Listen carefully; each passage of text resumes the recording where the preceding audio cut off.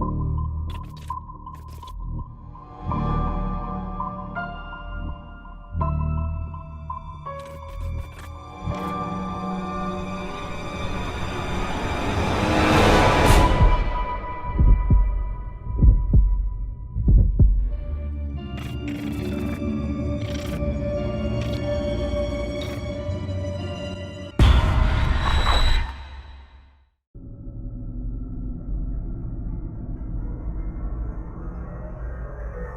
everyone. Ben and I are back, and on this episode, we're going to be talking about premonitions. Yes. Have you had one, Ben?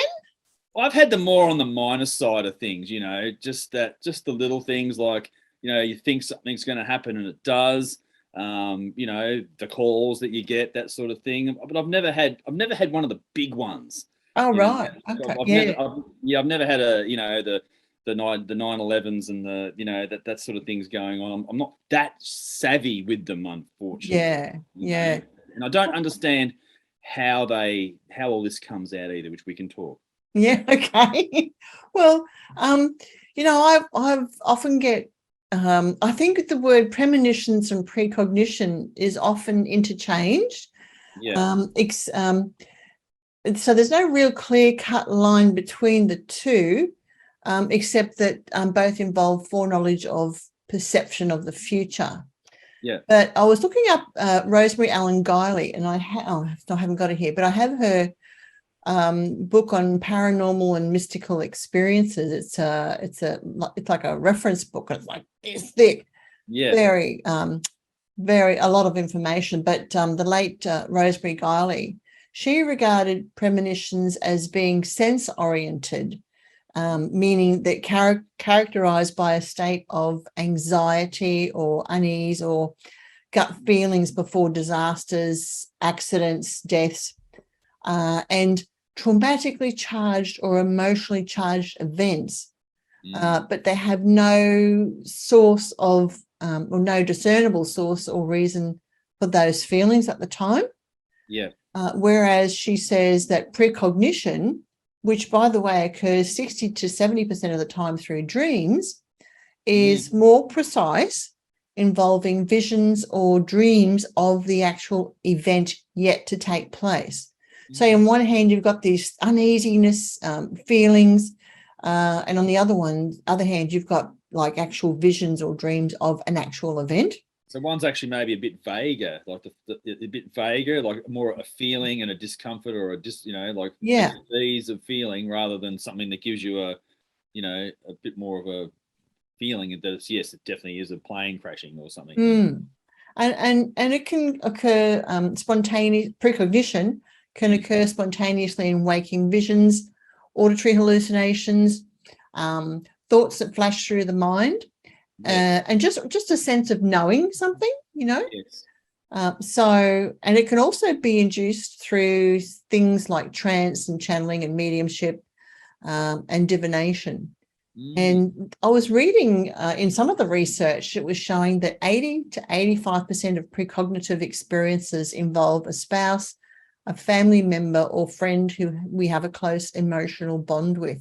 So that emotional connection and at the time of a situation, it's enhanced, it's magnified, it's like emotionally intense, and that seems to be the time when people have premonitions / precognition. Yeah, right. Yeah, it's interesting, isn't it? Yeah. It is. And I was just going to throw another spanner in the works to add to the confusion, because prophecy, I was reading about prophecy because it's also about knowing things about the future. It's precognitive. Prophecy is precognitive, but not all precognition is prophetic, because prophecy involves an element of divine inspiration. So that's the difference, supposedly, between premonitions, precognition, and prophecy. Okay, so taking prophecy a little bit further, that is generally talking about extremely distant events. Yes. It's not something that's going to happen in the next week or so. Prophecy is something that you may not even recognize as prophecy, potentially. Yeah. Things like Nostradamus' prophecies, those sorts of things. Yeah, exactly.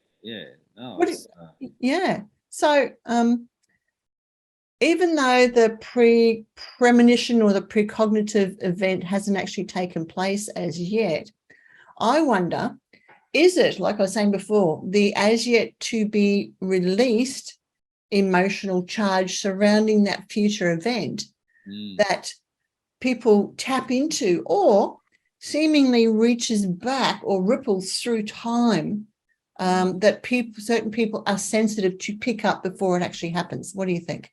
Yeah, well, this is the thing, and I've scratched my head about it at great length this week. You know, thinking to myself, yes, you know, like, and how come is it also come down to skill or to hereditary or to, you know, like, because we don't all have this ability, you know, or we do have this ability, but it's extremely latent in a lot of people, and it just doesn't come out. So, you know, and then is it something from, you know, so where's it coming from? You know, where do these future messages actually come from, and who's sending them to us? Or are they being sent as in, you know, you're receiving a message in like an Australia Post kind of a way, or, you know, or is it something that because time and everything can move into all sorts of ways that we perhaps don't understand, that maybe we do get glimpses of the future from time to time purely as part of a natural process. I don't know the answer. Yeah. Who knows? We know it happens. That's what we do know. We do. Yeah. And then you've got also, just on a little slight, not a far tangent, but Deja Vu is kind of semi-connected to this as well. You know, that sense of this has happened to me before, or this current event that's playing now in this instant is familiar to me, and that what you said I've heard before, or that man with the green hat crossing the street, I saw him. Like, there's these little moments in time where Deja Vu is also perhaps on a milder level connected to this on some way as well. It's fascinating, isn't it? Because premonitions are futuristic and deja vu is historical. It's historical. That's exactly right. Yeah, you know, I've seen this, heard this, you know, and when it comes on, it's a really weird feeling. You go, oh man, I just had a deja vu. Yeah. Wow. And it's really strong. It's strong and it's profound when you have it, but it is rooted in the past. Yeah. Some just briefly, some well-known examples of premonition in history. People like Abraham Lincoln, who dreamed he'd be assassinated, and he was. And Dr. Martin Luther King believed he would die young, and he did. And also Princess Diana thought she would die young too, and she said so in a letter to her butler, Paul Burrell, written just months before she died. So it's really interesting that, you know, all types of people have these experiences. Yeah, exactly. Yeah, that's right. Yeah, it's sort of, you don't have to live fast and hard to, you know, to think, well, I'm probably going to die doing this, you know. It's not those rum and cokes are going to do it. Yeah, the rum and cokes and the cigarettes constantly, you know, just making it happen, you know, or you take up skydiving or something, you know, where you enhance your risk as well. Doesn't mean you're going to have a premonition of it, does it? No. You know, it's very interesting, and you know, these are famous people that we're hearing about. So this must happen to everyday people as well. Yeah. You know, there'd be no doubt about that. So you've got a few examples to talk about. Do you want to start off with that? I will. So it's going to cover quite a few different ways that it can manifest, and all completely different situations as well, just to show that there's a large variety of the ways that people do have premonitions. And I thought that was very interesting when I was doing research, that there's lots of different examples, and yes, there's things that are similar, but there's also a lot of really sort of you know, a bit of variety. And I've got some stuff that's a little older, and I've got some stuff that's relatively quite new. So to show you that premonitions are still happening, you know, we're not talking about some dim and distant thing that only occurred in, you know, back in the past, and it's not occurring now. This is with us today, to this very day. And the next big disaster that we have, there'll be people who will say, I predicted that, you know, I had a premonition on that. But we'll talk about that a little more a little later. So one of the first ones I want to talk about, this one does involve a natural disaster, and a lot of them do that. So on the 5th of April 1936, a lady called Mary Huggins Evans had a disturbing dream. So she had a dream, which suggests precognition, doesn't it? Yeah. So in the dream, she was visited by her deceased mother, who only had one thing to tell her in this dream. And the dream, and what her mother said to her was, "I'm coming for you." Oh, that's what her mother said in the dream. oh, God, that doesn't sound good. It doesn't sound good, does it? It doesn't sound positive. And when Mary awoke the next morning, she told her husband that my mother came for me. Bit of a weird thing. And she went on to say that her husband would now be responsible for raising their only child. So that's what she told him. Like, she's had this feeling that mum said, "I'm coming to get you," and this is, so she really took it quite seriously. Yeah. And she went to work in the offices of the Wright's Ice Cream Parlor in Gainesville, Florida, in northern Florida. And just after 8 a.m., a deadly series of 17 tornadoes struck the south, with one of them wreaking absolute havoc in Gainesville. And a few minutes before the tornadoes touched down, Mary phoned her husband to tell him goodbye for the last time. And shortly after, she died, and more than 200 people also lost their lives, with a further 1,600 injured in Gainesville. So that's a really interesting set of circumstances that obviously her husband has been able to relate, that she's had this vivid dream talking about her mother coming to get her. Yeah. And then just the very next day, a tornado sweeps through and cleans her and a lot of other people up. Be interesting to know if those people had premonitions too. I mean, I wonder if there's like collective groups of premonition of people having premonitions in those disaster situations. You know, it's like animals knowing that a tsunami's coming. Like how does that? And they all know. They all go. You know, so if you see all the animals going, you know you got to get out of there. That's I reckon that's really interesting. And yeah, I mean, other people might have been wiped out, not a clue what was going to happen. Yeah. Again, it could come down to that sensitivity thing, you know, like, yes, you know, if you're just a blockhead and you've got no sensitivity, then you're just going to die, surprisingly going to die on that day without any sense of your impending mortality. Yeah.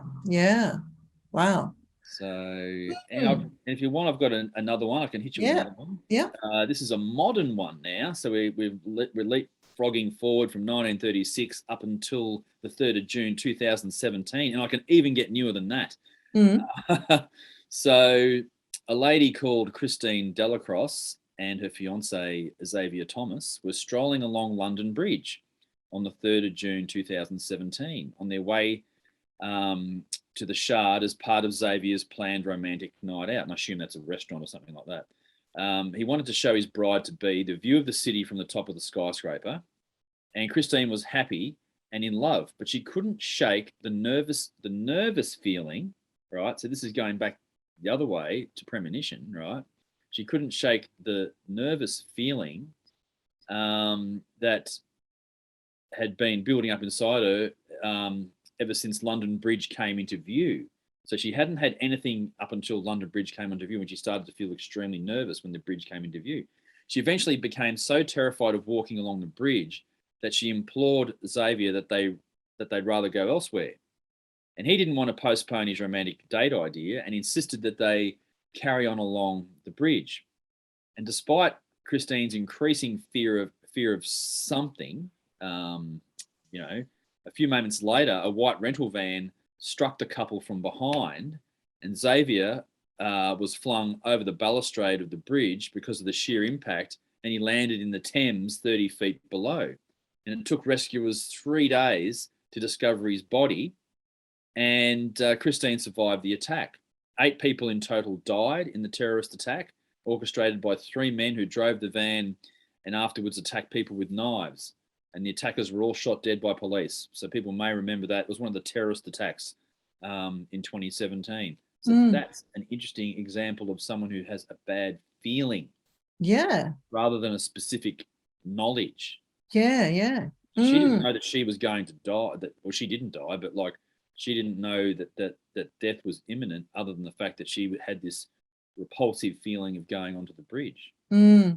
Actually, while you're talking, I'm thinking that out of everyone who dies, I think that probably a lot of people have an awareness at some level that they're about to die. Like, as I'm talking about elderly people, right? Yeah. That, that they know they're going, that sort of thing.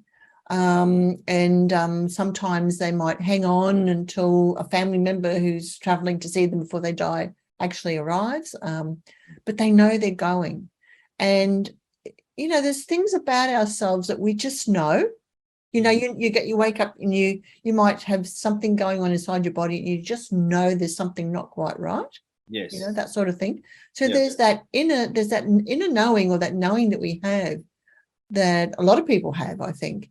And you probably have to work very hard to not realize it. I don't know, but so that's one thing I was thinking about. Our own premonition of the end of life, that sort of thing. That's another thing to think about. Yeah. But and they'll hang on until someone turns up. Yeah, those sorts of things. Yeah. Someone flying in from Perth, Yeah. I mean, I know when my grandfather died, I think he knew he was going to die, even though he was still up and walking around, because 2 weeks later he was dead. He'd had a heart attack, but he was behaving differently. He was, just more loving, more aware. And I think he was saying his goodbyes. He had that inner knowing that he wasn't around for much longer. Yes. Interesting, isn't it? Interesting. And there's people who get that opportunity, and there's people who don't get that opportunity. That's right. Yeah. Dead in an instant in a car crash. Yeah. So it's a very, very curious thing. Well, it would be very remiss if I didn't talk about the sinking of the Titanic in regard to premonitions, because it is a classic case of people receiving premonitions that prevented many from sailing. Yes. And the Titanic only carried 58% of its passenger load on its disastrous maiden voyage, which occurred in April 1912. So I was looking at that up, and 1,502 of the 2,207 passengers perished with the ship when it sank after colliding with an iceberg. Now, there were a group of 22 stokers, and I imagine they're stokers for the fire, of the motor or whatever was going on there. I didn't really get time to look it up, but don't tell anyone. Nicole. Yes, that's right. But they arrived late at the dock, so the Titanic sailed without them, and they consequently were saved. They didn't get on, and they just survived. But which brings in another thing, which I'll bring up soon. But I just wanted to touch on now about psychiatrist Dr. Evans Ian Stevenson, who I've studied his work a lot, actually. He did a lot of work with reincarnation memories of children, and documented those. But in regard to the Titanic, he recorded receiving more than 19 cases of premonitions and precognitions about the Titanic disaster from England and America, Canada, and Brazil. All around the planet, all occurring 2 weeks prior to the sailing date. So between April 3 and 10, several people, including a J. Pierpont Morgan, abruptly cancelled their tickets. Some cancelled after dreaming the ship was doomed. Others said it was bad luck to sail on a ship's maiden voyage, and maybe that's just, the usual superstition that some people have. Yeah. Some of the survivors said they experienced uneasy feelings, but decided to sail anyway. I mean, but fortunately they survived. Yeah. But that's a good example of, like, here's one person, but there would have been others, because there was only 58% of their passengers load was filled, who cancelled their tickets or were late, or they just didn't go, Yeah. Yeah. Well, I wonder if it's dumb luck, because I wonder, and I'll get onto this a bit later, but I do wonder if our unconscious intuition steers us away from those situations, but we're just not aware of it. But I'll sort of leave that a little bit later, because I wanted to just quickly talk about the ship Empress of Ireland, which also sank in 1914. and was 2/3 empty. Its first class section was 2/3 empty, and its second class section was half empty. So, I wonder whether those passengers shared a similar experience of feeling that something wasn't quite right. So they cancelled their tickets or just decided not to sail. One wonders, don't they? I don't know. Very, very, very interesting. I have an uneasy feeling every time I get on an airplane, but I don't put it down to the fact that it's going to come out of the sky. Yeah, it's just that you don't have wings and you shouldn't be up there. Yeah, that's exactly right. Yeah, exactly. Yeah, it's not normal. Not Danger, normal. Will Robinson. Yeah, exactly. Yeah. That's if you look at that, like the number of people that these ships hold, they can hold, thousands of people, and across that sample of society, you're going to get a whole range of different people with different fate, not getting on it, or late, held up by traffic, or people who downright have an uneasy feeling about it. Someone did see an image of a ship sinking. Then there's a whole raft of reasons and reactions why people aren't on that, don't actually make it to the ship. Interesting, isn't it? It's very interesting, yeah. And what a case that comes to my mind is the disappearance of Frederick Valentich, and his fiancée, who was late getting to the plane, didn't make it when he took off. Yes. And then he disappeared. Exactly. Yeah, she should have been with him potentially. Yes. Or should have been with him on that flight. Yes, but one reason or another, it wasn't her time. It wasn't her time, exactly. No. And I've got one that dovetails well with that one, and that's the ship, the what do you call it? The Lustiana, which is Lusitania. And this was occurred to a couple, Edward and Pamela Bowen, married on the 19th of June 1893 in Ellsworth in England. By 1915, they had settled in Newton, and Edward was working in the shoe manufacturing business, doing quite well for himself. And he travelled to other countries such as Russia, Holland, Sweden, Norway for work, and had to travel to London in May 2015. This is from Europe for important business. And the world was 9 months into World War One, but he had to go for work. So he booked passage for himself and his wife on the next ship traveling. He was in America, traveling from New York. And he was uneasy and grew more so as their departure day neared. And he later said, "A feeling grew upon me that something was going to happen to the Lustiana." And he spoke to his wife, and they decided to cancel their trip. Had they not done so, they would have been part of the casualties that totaled 1,198 poor souls after the Lustiana was torpedoed on the 5th of May 1915 by a German U-boat. So it shows you a guy who had a feeling, a dis-ease about making the trip. They consciously cancelled their tickets as a result of his feeling. And it proved to be go with your gut. Yeah. So that was a premonition as opposed to a precognition, where people actually have, they have the vision of an event or knowing of a particular event. Yes, the whole problem with both of these is the fact that they don't tend not to give you dates, times, and exactly when these things are going to happen. You'll see an image of it, or it's a feeling around it, but it's not like a direct, hey, don't hop on that ship because that ship's going to go. Tell all your friends. You might be going on the ship. Well, I've got a couple of cases. One dates back to 1948, and there was a prominent Soviet psychic called Wolf Messing. I mean, who calls their kid Wolf? But anyway, I guess, in the Soviet Republic, you can be called Wolf. Yeah. Anyway, he was traveling to Ashgabat to give several public performances of his abilities. And as he walked along the streets of the city, he was seized with a terrible dread and an intense desire to leave as soon as possible. And the story goes that the feeling was so strong that he cancelled his shows. And that was the only time ever in his entire career in his life that he cancelled. his shows, and he left the city. But 3 days later, a massive earthquake leveled Ashgabat, killing 50,000 people. Wow.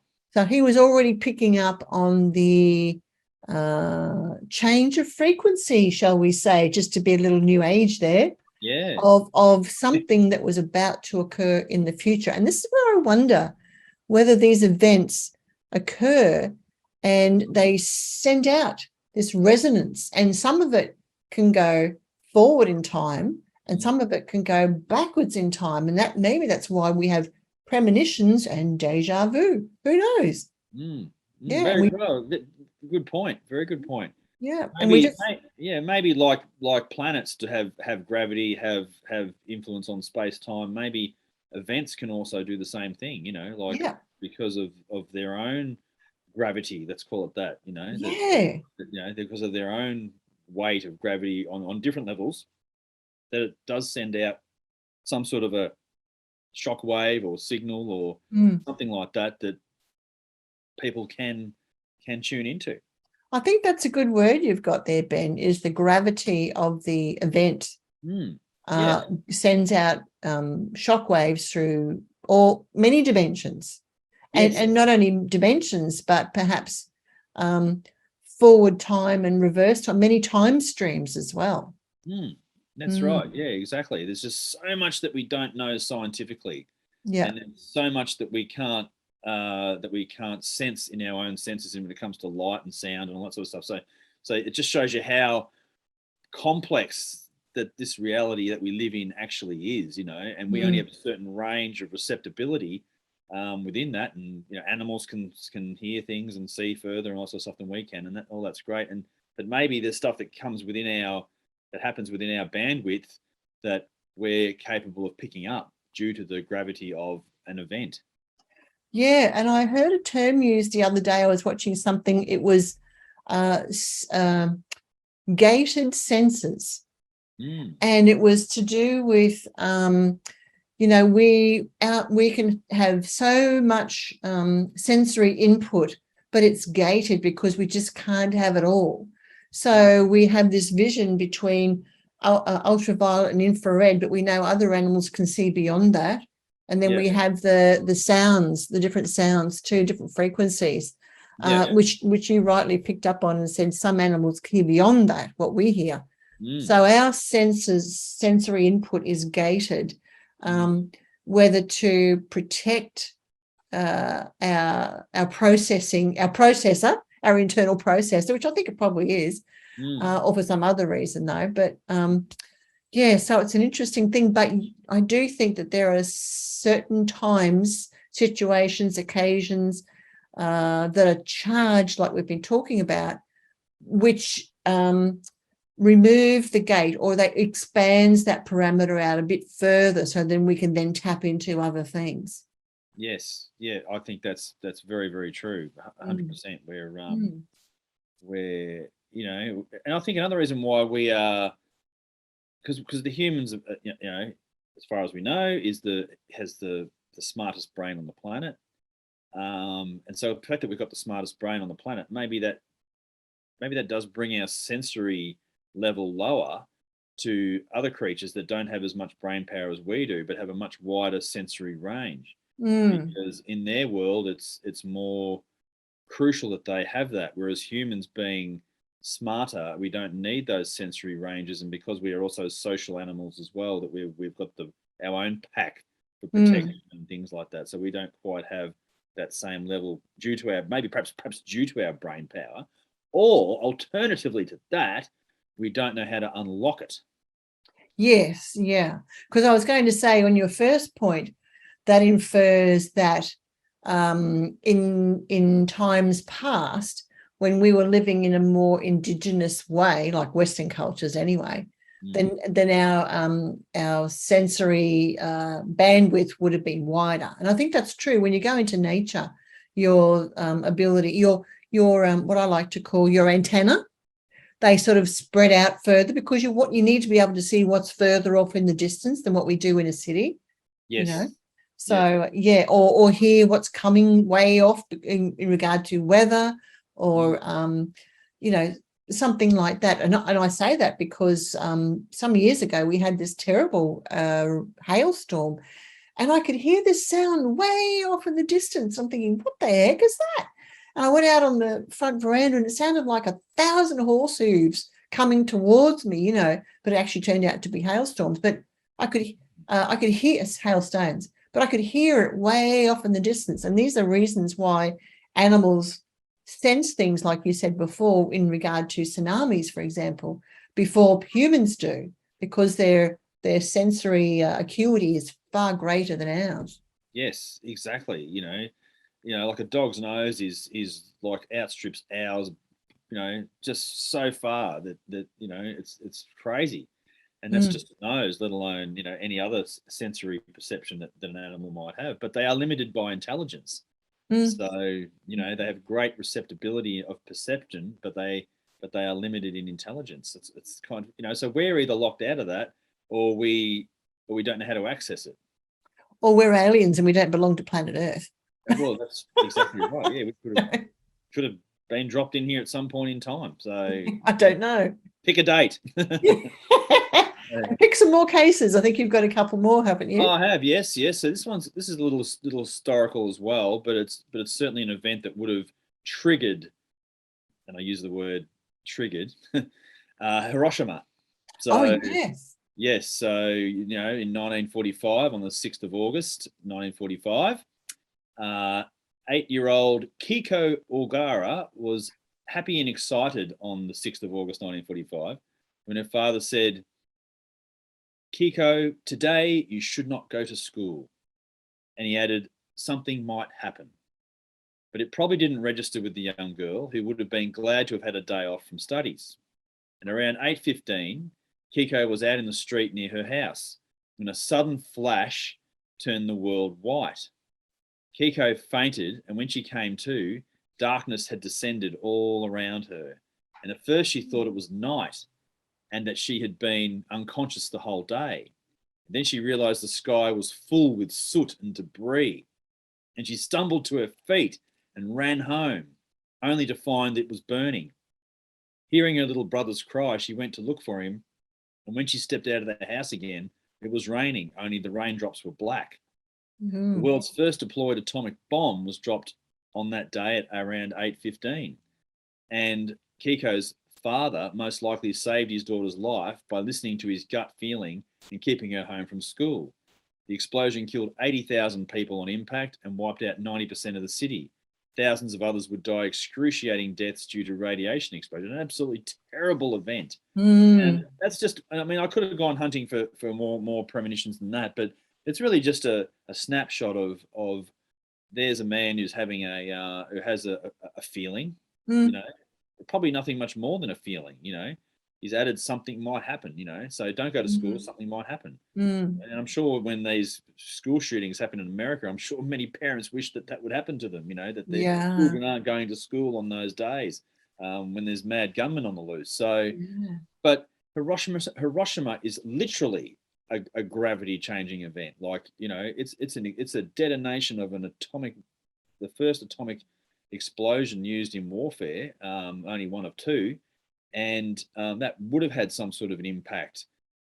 But it's interesting too, because like, even though it's like a big natural disaster in some ways, it wasn't a natural disaster, and so how would you have a feeling of a plane flying across the Pacific carrying all that death and destruction on board? So that's interesting, isn't it? Like, there's nothing there that's, it's just a little plane traveling along. Next minute, boom, your whole world's been blown to pieces. But some people must have had premonition, and again, a big city like that, there's going to be a certain percentage of the population that might pick up. Yeah. Horrible event, but I understand what you're saying. There was another event I was going to talk about, nowhere near that many people died, of course, but this occurred on the 11th of October in 1966. You might remember it, Ben, I don't know. In from years ahead, 28 adults and 116 children were killed when a landslide of coal waste tumbled down a mountain in Aberfan in Wales. Yes. And it buried a school. Yes. So up to 2 weeks beforehand, at least 200 people experienced both premonitions and precognition about the disaster. So 200 people, a mix of them had an uneasy feeling, right? That something was about to happen, or they actually saw it or knew exactly what was going to happen. Now, after that disaster, I found out there were 3 surveys conducted that reveal that something bad was about to happen with some people, accurately pinpointing the day. They had that feeling. Other people reported sensations of choking and gasping for breath, uneasiness, and impressions of coal dust or billowing black clouds and children running and screaming. So there you've got this, some people were actually experiencing what was about to happen, and other people were getting impressions of, black clouds, children running, screaming, coal dust, that sort of thing. So, horrible experience, but fascinating how people were picking up on it before it even happened. Yeah, it's amazing, isn't it? In such a range. Almost like that empath thing, where you feel it, what's you feel the spirit's distress or whatever, So this is the same thing for an event. And because there's a lot of horrible human emotion around everything we've discussed tonight, there's been all horrible human emotion attached to these events, and that brings me back to that gravity thing, that there's this signal this is going to happen. There is this event coming from an emotional level. Maybe it's collective consciousness, maybe it's universal collective consciousness, maybe the universe pushes that feeling out there to those who are receptive to it. I don't know. Well, coincidentally, as these things happen, or synchronistically, just today I had a tradesperson in my home. She was a woman, and it came up that you and I were recording a show about premonitions, and she told me some of her experiences. And the premonition experience was that some years ago, she was a passenger in a car with a partner, and they were driving through the Royal Sydney State Forest. I didn't even know there was one, but there you go. I found out that today.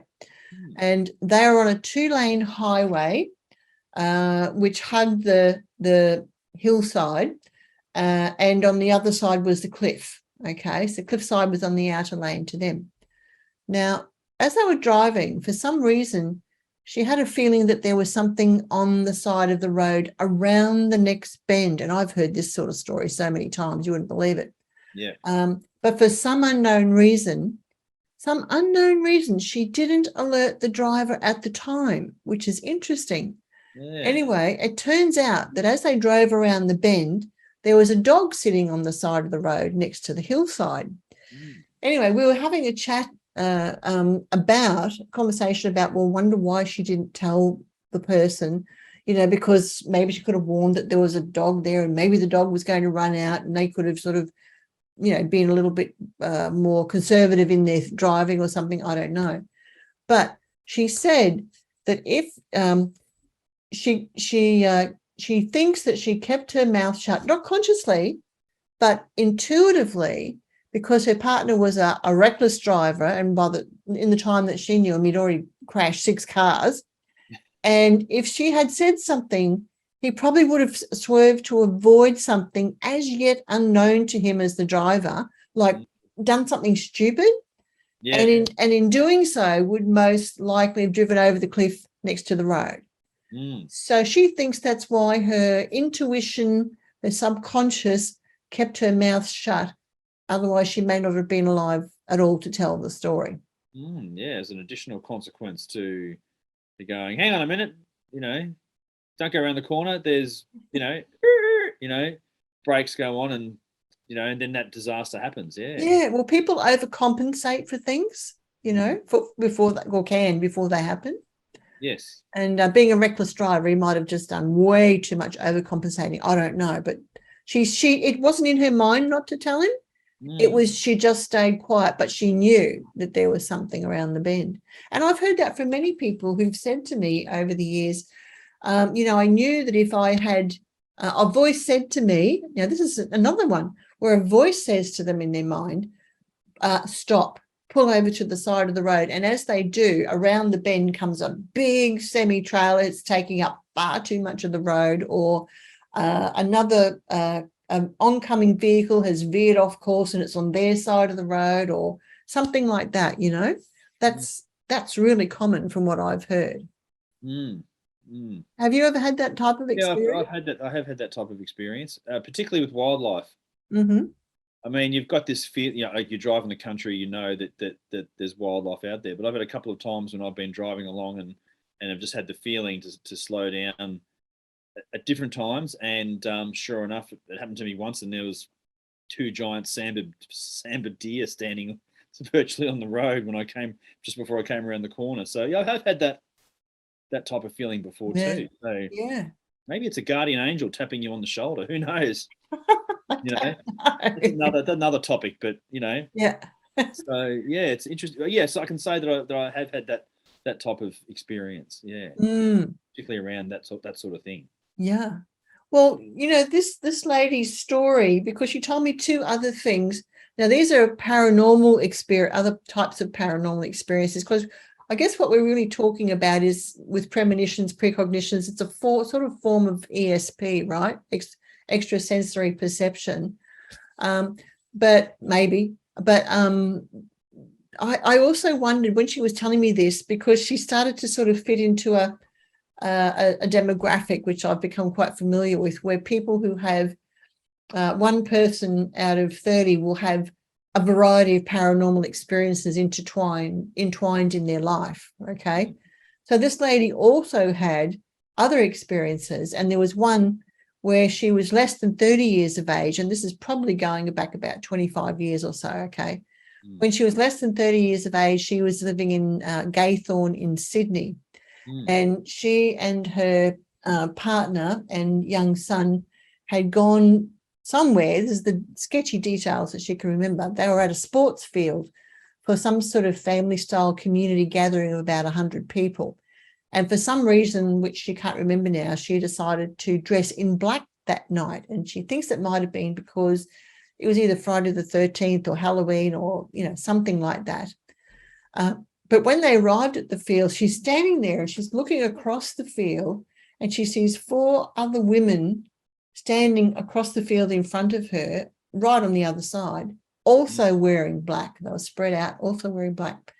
And while looking at one of them, she saw an image of the woman's eyes project forward across the field to directly in front of her own eyes within inches. And she became extremely frightened and concerned for her young son, and immediately announced to her boyfriend that we have to leave. Let's go. Let's get the hell out of here. So it's sort of like, and on the other occasion, there was, and there's a point to me telling you this, but on another occasion in her own home, she saw a dark shadow being walk quickly past her. And it was the same size as an adult human, and its feet were touching the ground as it rushed silently past her, and then it was gone. So here's someone who has had a few strange encounters. So I'm thinking that maybe she's one of those encounter-prone personality types who's more likely to have experiences of premonitions and paranormal experiences. I didn't even get to ask her, has she ever seen dead people? But there are people who are sort of hardwired to those types of experiences. Yeah, absolutely. Yeah, and she probably have a UFO experience, So, that those people out there that they're like a magnet for the paranormal. Well, she's got to come back and do some more work, because I'm going to ask her about some. I didn't want to push her too hard today, but yeah. So no, right. Yeah. Get her on the show. Yeah. Why not? So, did you have some other cases you wanted to talk about? Yeah, I want to talk about a 9/11 one and the Ethiopian Airlines disaster, which was only 2019. So I said I could do more recent than 2017. So I'll talk about the 9/11 one first, because it's slightly different. It doesn't involve images of towers collapsing or anything like that. So it is a bit different. So on the morning of the September 11, 2000, Monica and Michael Eichen got married during a beautiful outdoor ceremony. And as they were about to say their I do's, a jet zipped by overhead so loudly that it had to stop the service briefly.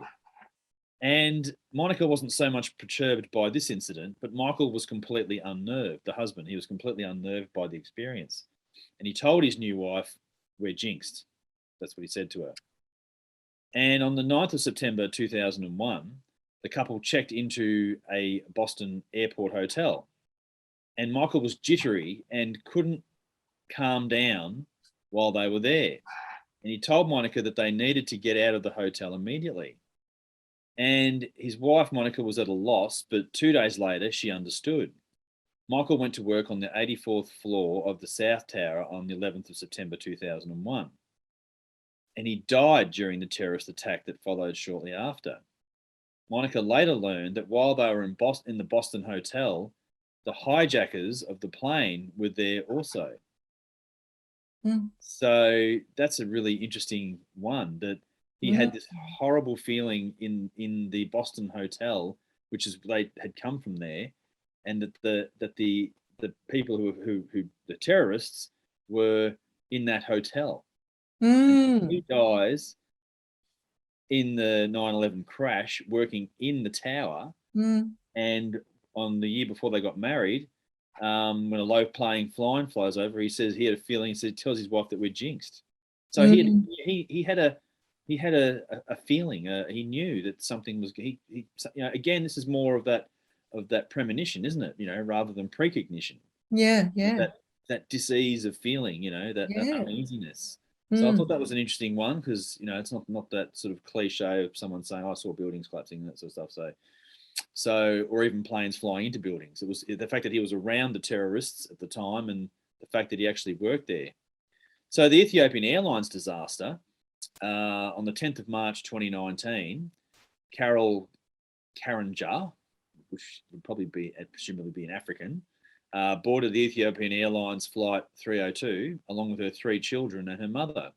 They were flying from Canada to Kenya to meet her Kenyan family for the first time. And a week before the flight, Carol sent a WhatsApp message to her younger sister in Kenya, telling her that she had a bad feeling. The message read, "My heart isn't really excited.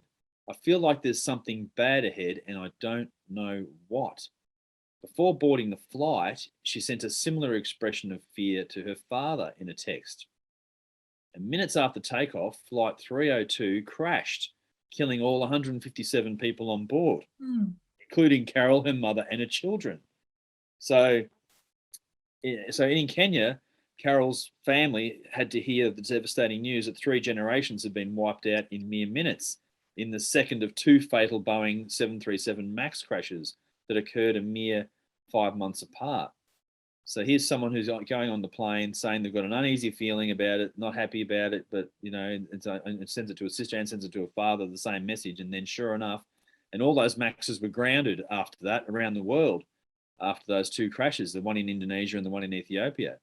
So another interesting example of someone having a feeling. So Fascinating. And I got one other quick one too, just to round it out. This is to do with Christa Mcauliffe, who was the school teacher who some people may have heard of. She was on the Challenger space shuttle as the civilian aboard that flight. And she, a few months before her departure, a fellow teacher whose name was Mark Hampton was chatting with Christa in the cafeteria at Concord High School, and where they both worked. And hugging her goodbye, Mark felt a chill down his spine. And afterwards he recalled, "I just had a premonition that I would never see her again." And then sure enough, on the 28th of January 1986, they were all killed 73 seconds after the Challenger had taken off. So that's a slightly different one. So, he hugged her and he had a chill and a feeling that he was never going to see her again. Very interesting. But also, before we finish off, I just wanted to talk about people about what to do if you have a premonition. Okay, so You've had a premonition. Now what? And the most important thing is that you write it down. An undocumented premonition is virtually worthless and will not be believed. If you have a premonition, you have to write it down. Get a diary, keep a journal, write down anything that you might have, either through dream or feeling, and be sure to note the time and the date when you experienced it. So that's really important to do that. So, and tell other people as well. Never keep a premonition a secret. That's probably almost bigger than a diary. So is to tell people, I had this premonition, I had this feeling, and I had this thing, because bringing it out after the event, it literally is useless. It is completely useless. I'm sure people go, oh, yeah, that makes sense to me now. It didn't make sense to me at the time, but now I can extrapolate that, and that brings me to this, and I now know that I had a premonition about 9/11. So if you have a premonition about buildings collapsing and planes flying into them, tell people, note it down, document it, and otherwise your premonitions can't really be taken seriously by other people, and I mean anyone in that regard. So you must record and write these things down and tell people, no matter how crazy it sounds, no matter what, just come out with it if you've had anything like that. That not the small stuff, but like something that might be disaster related, or impending death or uneasiness or that sort of thing. So yeah, just a quick message on that to people who might be sitting here listening to the episode going, yes, I have had premonitions before. So that's my advice to you. Record it, talk about it. Yes, good advice.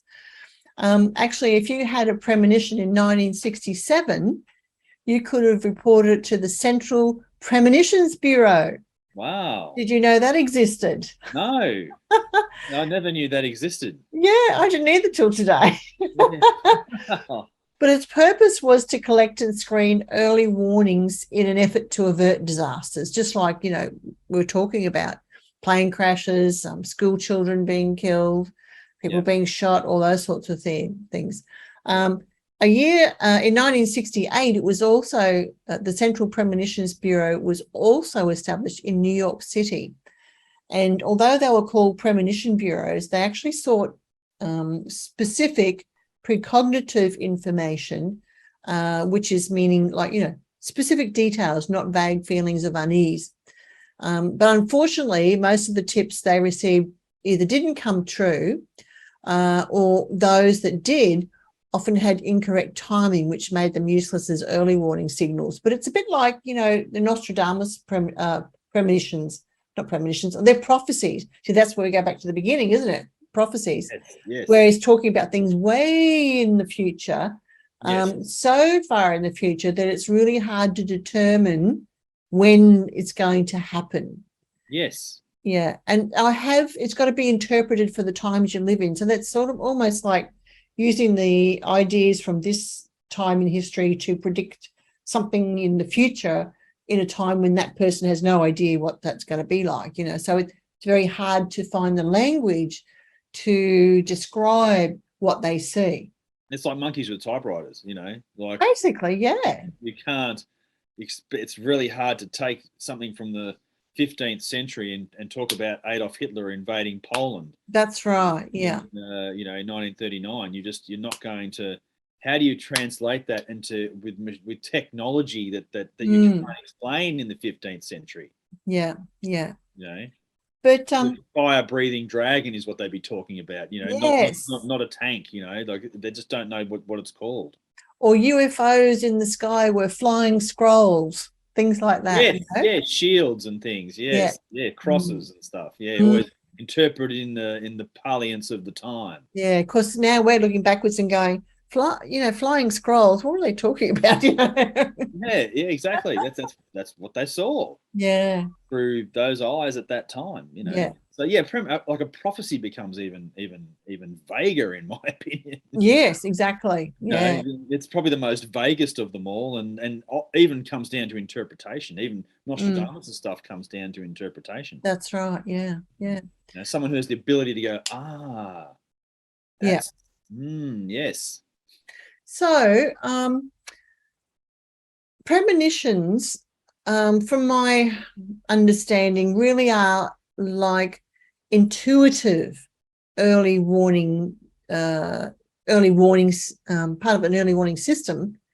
I think that they probably occur more frequently than we realize, but they can be so subtle that they go unnoticed by our conscious mind, or the conscious mind of everyone who has them. But the unconscious, which is what I was alluding to before, it could be steering people away from situations, causing them to make different choices to what they would ordinarily make, like we were saying about, stop, pull over to the side of the road, those sorts of things. And someone in the 1960s got very interested in this. And his name was, I think it was a he, W.E. Cox. And he examined rail passenger loads on American trains that had accidents between 1950 and 55. And he compared passenger loads on the same runs of the day of the accident for 7 days, 14 days, and 28 days preceding the accident. And he found a remarkable drop-off in passenger counts on the day of the accidents. So he concluded that people who had intended to travel on disaster-bound trains had either unconsciously altered their plans or missed the trains by being late, but again, unconsciously missed the trains by being late. Okay. It's a fascinating thing. Isn't it though? Yeah. So, and that could be part of, the saying that when your time's up, your time's up, or your time is not up yet. Okay. Like I heard this fascinating story today I was reading about a woman who fell out of a plane, survived hitting the ground with some ridiculous thing, floated off somewhere, was shot, I don't know, something like that, and survived to tell the story. Like, how the heck does that happen? Obviously, her time wasn't up. No. Okay. Yeah, the 9 lives thing. Yeah. So I wonder if our intuition works with that intelligence that knows when our time is up or it isn't. Yes. If you got all these people who've got to catch a train to a particular destination on a particular day at a particular time, and if you're going to be on that train, then you are going to be killed because that train is going off the rails. Therefore, what you're saying is that if this is all happening consciously, subconsciously, those who aren't meant to be on the train aren't on the train. And those who are meant to die are on the train. Yeah. Which again infers, I love inferences, but it does, because it implies, I should say, that there is a bigger plan. Yes. There's a grand design, just like you see on TV, There's a grand design that we are sort of working with.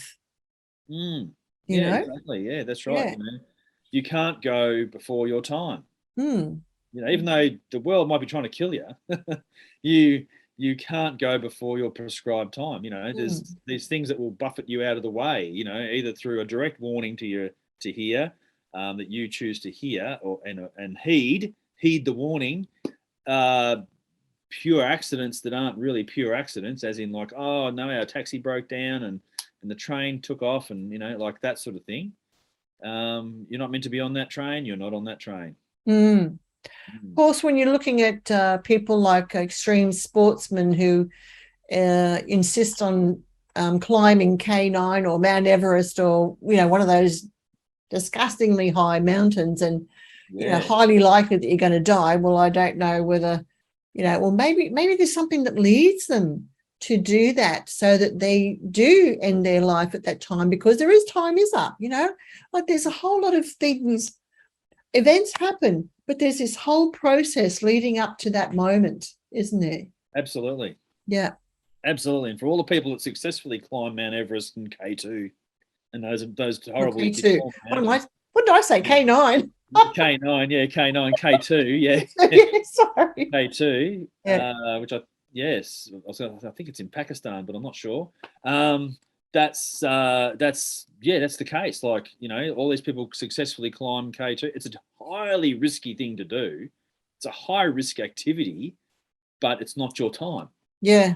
But there's a lot of dead bodies up there that will never be taken off. Yeah, because it's too dangerous to go there. It's deep freeze forever up there. Yes. Yeah. But fascinating, isn't it? It is. It does really lead back to that thing about, you know, like you've got a preordained amount of time here on the planet, and it's not just completely random. You know, so, you know, because you hear about the people who drink and smoke all their lives, you know, and they live to 95 years old, you know, so it's not necessarily going to kill you. Yes.